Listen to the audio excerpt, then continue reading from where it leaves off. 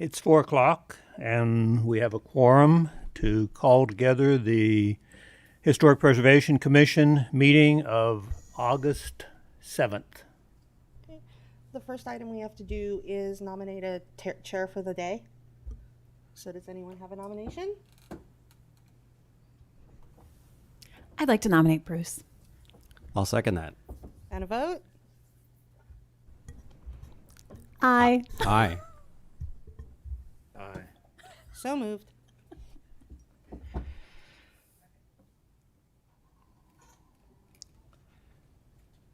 Okay, so a roll call is appropriate at this time.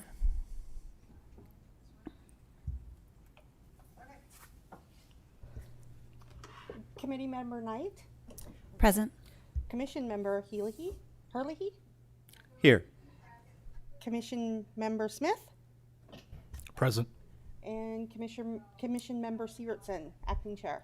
Sip. Yes, I'm here. Thank you.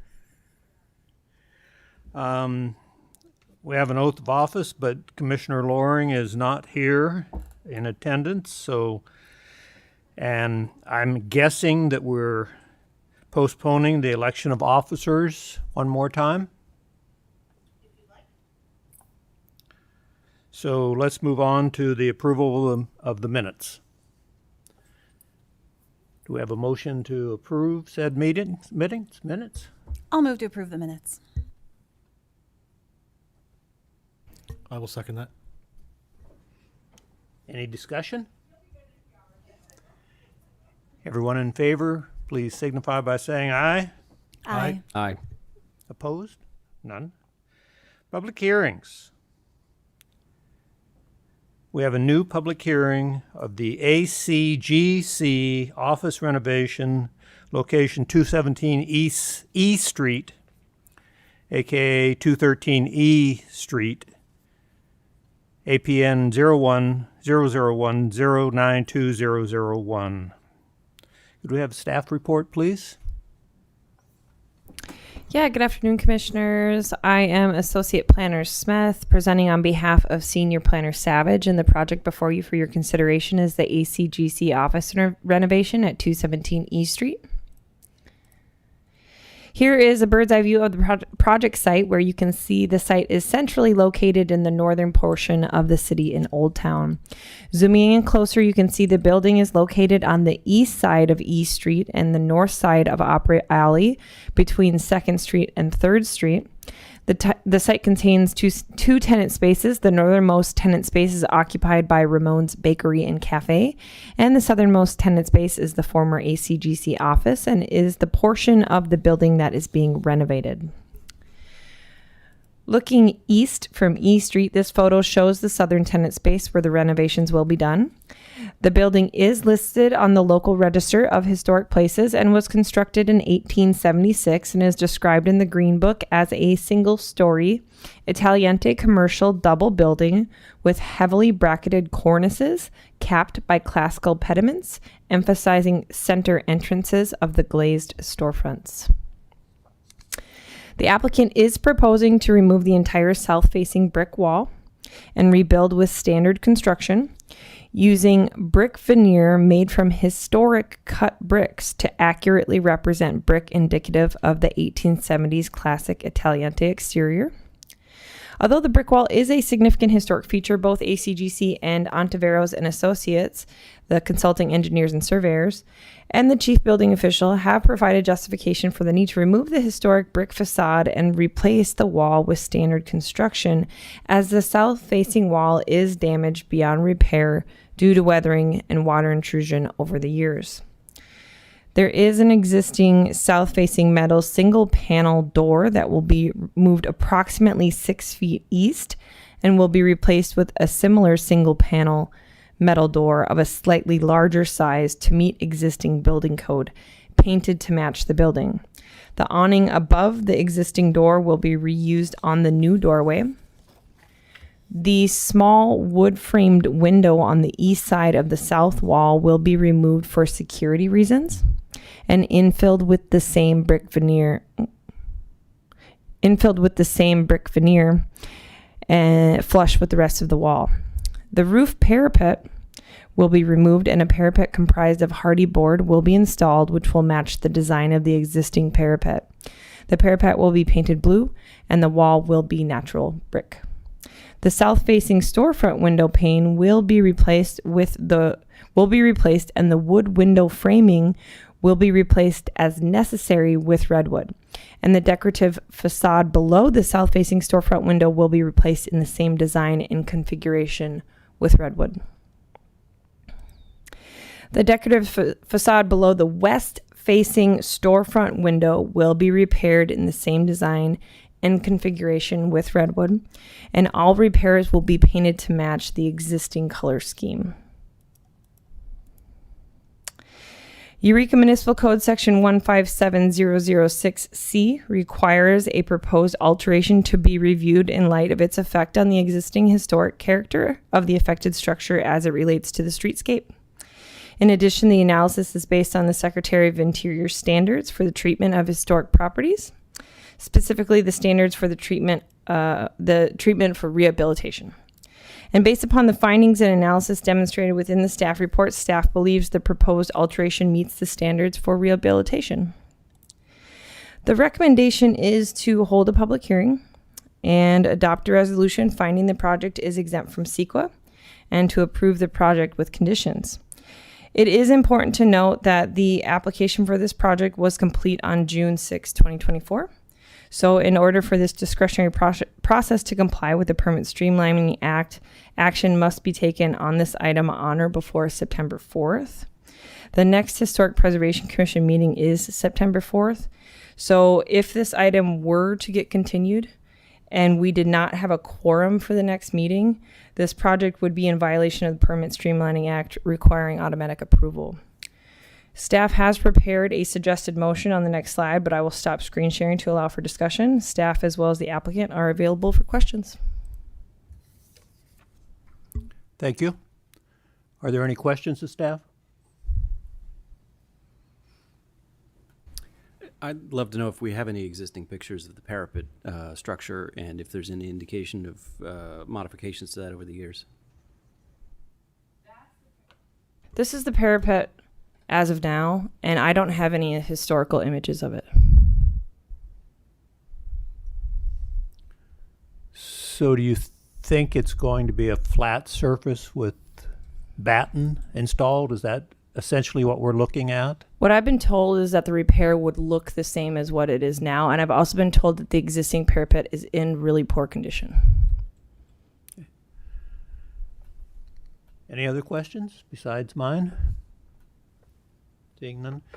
Do you know what the window is fronting on or what the inside surface, inside use of the area behind the window? I know it's not part of our purview, but The window that's going to be removed? yes. I do not. Kristen, do you know that?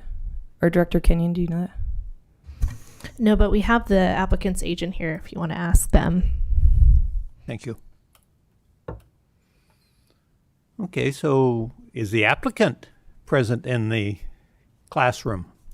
I'm sorry, I was a teacher for 46 years. I just can't help saying that sometimes. Would you please come to the microphone, introduce yourself, and answer the horrible questions that people are going to ask you? Hi, my name is Raylena Crixton. I'm ACGC's Real Estate Development Director and Community Liaison. So to answer your question of what the window goes to, it's currently a storage closet. It's what? A storage closet. Oh, okay. Thank Yeah. you. So it would not affect Yeah. anyone's view. I But it's was more just of a- curious because if it was a bathroom, it would have to have ventilation from the inside. But again, that is not part of our purview. So, yeah. Are there any questions of the applicant? Do you have historic evidence of what the south-facing wall used to look like before the parapet wall was added? So I did visit the Historical Society and went through their photo records. The only two are included in our initial application for this renovation. So they were circa 1960s, and I'm not sure if it's the same material as it is now. It's a particle board parapet something like OCB or a kind of lower grade plywood that's been painted. I don't know if that could stand the weather since the 1960s, so I'm not sure if it's been replaced since then, but it does look fairly similar. I wasn't able to find any photos from before 1960. Everyone takes photos of the old bank.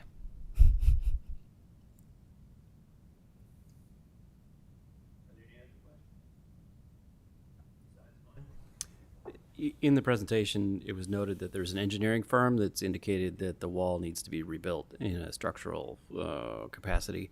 Was there any discussion of the wall being rebuilt with masonry instead of wood frame and masonry veneer?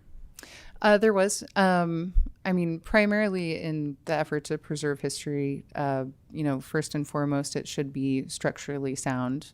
Given the climate that we're in terms of where we are in regards to tectonic plates and our seismic activity, rebuilding a masonry building was not it. Essentially, the conversation concluded with, if you're going to rebuild it, you should make it as strong as possible, considering that the rest of the building is unreinforced masonry that doesn't have a technical foundation. It's sitting on a rubble foundation, which is eroded significantly. In this location, a bit more, since there's a sidewalk that directly abutted the south-facing wall. And so that's why the erosion is so extreme at the base of the wall, is because you just had water right up against it for 60 some odd years, at least.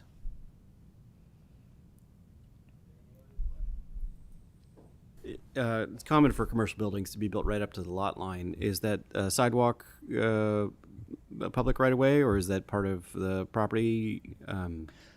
So that sidewalk is the city of Eureka.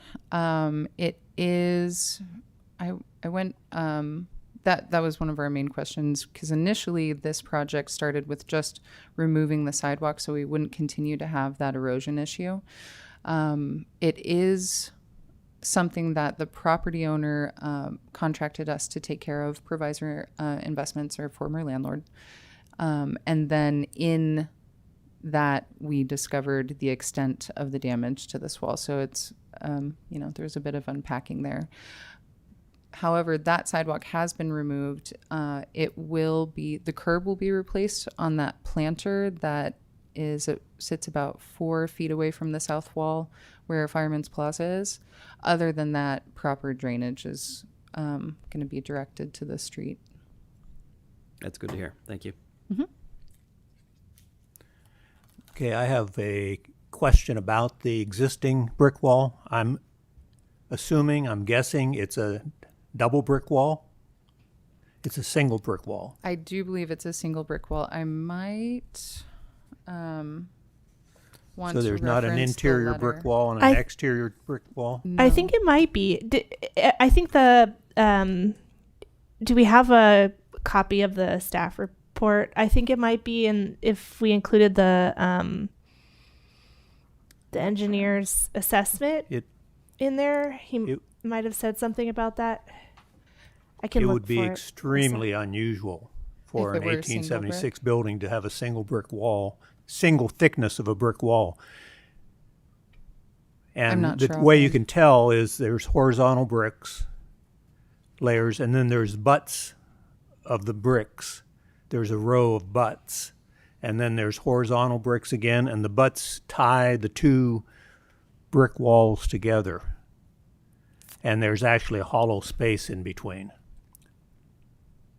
I'm not sure. I have the letter from Ontiveros and Associates. It reads, "This wall is constructed of multi-wide with brick from the foundation up to the roof surface. It appears that it is 3 wide at the floor level, then transitions to a double wide wall up to the roof." Thank you. Is that? So Yeah. Okay. my question then is, if it was a veneer wall, it's going to be a veneer wall regardless, are you going to alter the pattern of the bricks to match the existing? And I say this because a lot of people go around and look at brick walls. Maybe you don't, but is it 5? Is it 5 courses and then the butts? Yeah, I think it's 5 courses of horizontal and then the butt ends. And I'm looking at the wall here on figure 5.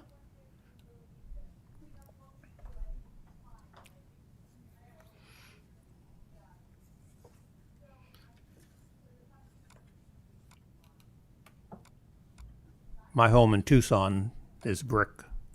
That's not why I know. I know because I'm a contractor, but and I took one wall down to expand part of it, and it was really fascinating to look inside of to get that interior look. And going along with this then, is there a brick wall inside that's visible? There is a visible brick wall inside of the structure.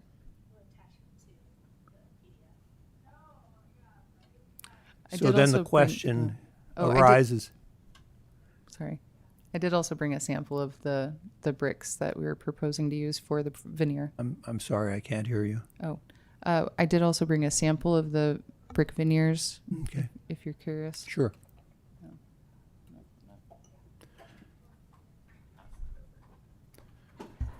That's a picture of the interior, right? Yep. Were you referencing a figure in the staff report, Commissioner Siebertson? So then the question becomes, is a brick veneer going to be put on the inside also, or just the exterior? At this time, we were just planning on the exterior of the building. We were just planning for the exterior of the building at this time.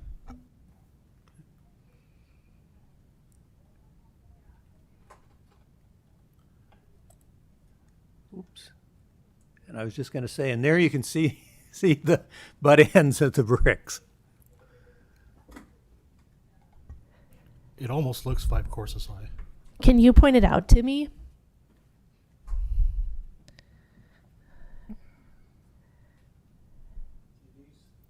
Oh, yeah. These are long. Now, this one has some butts added in occasionally, maybe because of the earthquake hazards here and all that. I did teach geomorphology, so we can forego that discussion. Fortunately, I'm not on speaker. So if it's a veneer, can we, I mean, it's going to be veneer, can we get that same pattern? I wouldn't want to commit to the exact same pattern that's on the wall, lest we, I want to be kind to my coworkers as well who will be laying it. But if there's a standard pattern that we could follow, I'm sure that's doable. Well, as I recall from the staff report, that the applicant was willing to put full bricks if brick veneer wasn't acceptable. It would still be a veneer, but it just wouldn't be cut bricks like this. It would be a full thickness brick. You don't look positive about that. If it's in the staff, well, that is correct, but it's not our preference. Thank you. Any other questions? So, shall we bring it back to the, I think we have to Commissioner? open the public comment, even though okay. our only member of the public. For record, we're opening this to public comment because there could be somebody on Zoom. Sorry, I forgot that. There is nobody on Zoom. So you can close the public comment. Hearing. I don't know if that's really necessary. It probably is. Do you mind if I make a public comment? Are you a public commenter? Yes, by all means. Well, Well, thank you for your questions. I just wanted to stress that this is an unreinforced masonry building, and so our goal is to help preserve one of the older buildings in Eureka and Old Town.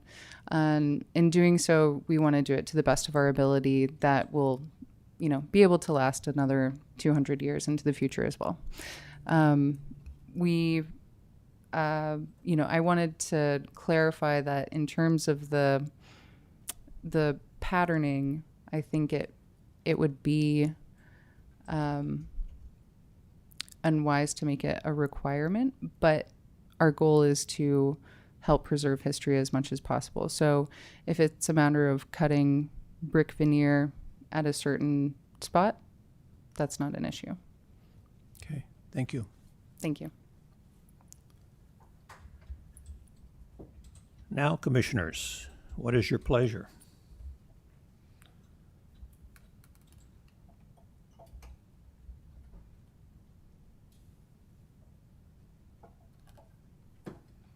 It seems to me the real issue is protecting and preserving the building is the primary focus. And without a structural wall, we've got a problem. The building with a masonry wall may be cost prohibitive or potentially not as safe for public occupation of a building like this. It's unfortunate we don't have more details about the parapet wall. While it's important to protect the roof from fire with a parapet wall, I think there was probably details that have been lost when the parapet wall that's there now was added.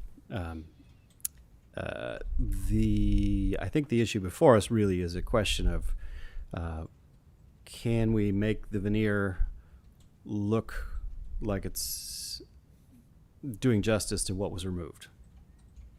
And so, Bruce, your point is, should we be requesting different orientations of the courses of bricks? Yes, that was my concern, that we match the existing.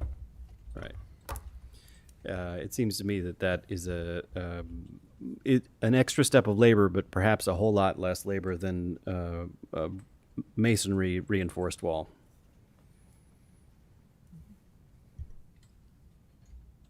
Is that a motion?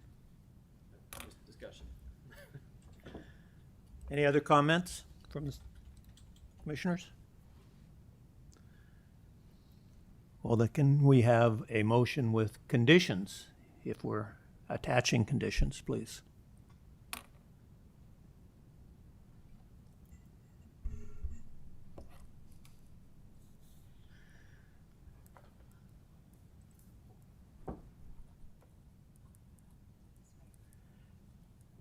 It can just simply say what's on your screen. Should be right there on your, Yeah, it's up there, Right in front but of you, not the right there. condition. I have to move to amend it if we want to place the condition. I'm going to make a motion to amend the suggested motion to include language that the bricks be in the original orientation if possible. so we I have have a it- I have it- motion for the Historic Preservation Commission to adopt a resolution finding the project is exempt from CEQA and conditionally improving it. The exterior renovation at 217 East Street with the amendment that the brick orientation matches the existing, correct? And we have a second? I'll second that motion. Is that clear? Perfect. Thank you. Okay, so we have a motion and a second. All those in favor of approving it as conditioned, please say aye. Aye. Aye. Aye. All four.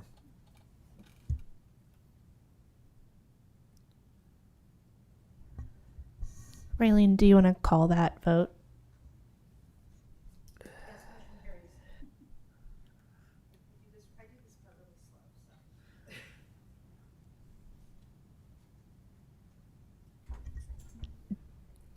should we tell that applicant Yeah. next steps? So you have a 10-day appeal period. After that 10-day appeal period, you are welcome to apply for your building permits. If you have any questions, feel free to reach out to me, email, call.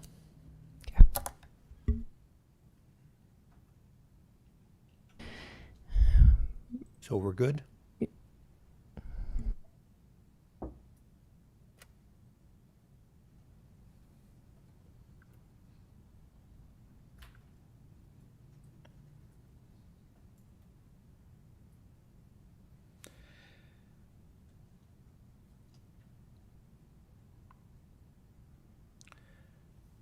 Do we have any old business? No. No old business. Do we have any additional new business? No new business. No additional new business.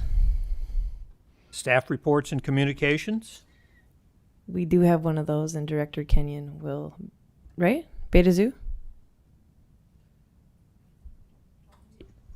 Or something on there? I wasn't aware of that. It says staff report and communications, Public Works, Beta Zoo Trail information request. Oh yeah, yes.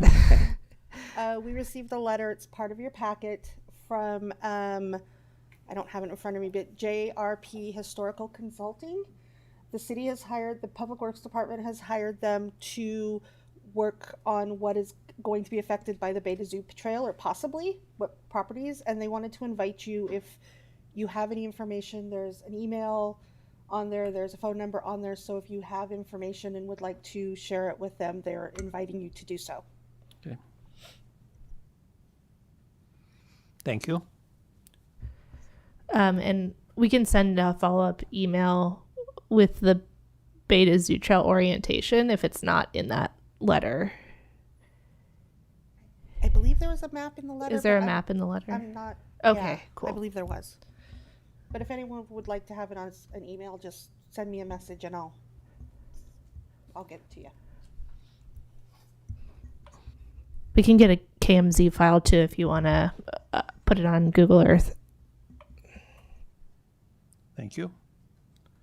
Other reports and communication? None. We now go to the public comment period. This section of the meeting provides commissioners and the public an opportunity to address the commission on any subject not appearing on the agenda. Pursuant to the Brown Act, the Historic Preservation Commission cannot take action on any item that does not appear on the agenda. Pursuant to Historic Preservation Commission minute order dated January 5th, 2005, Historic Preservation Commission policy is limited each speaker to 5 minutes. Such time allotment or portion thereof shall not be transferred to other speakers. Is there any public comment?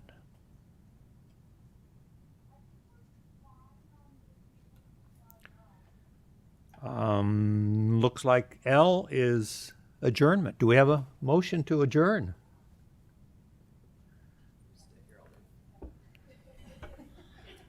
I'll move to adjourn. I'll second that. All in favor, signify by saying aye. All right. Aye. Thank you all, everyone.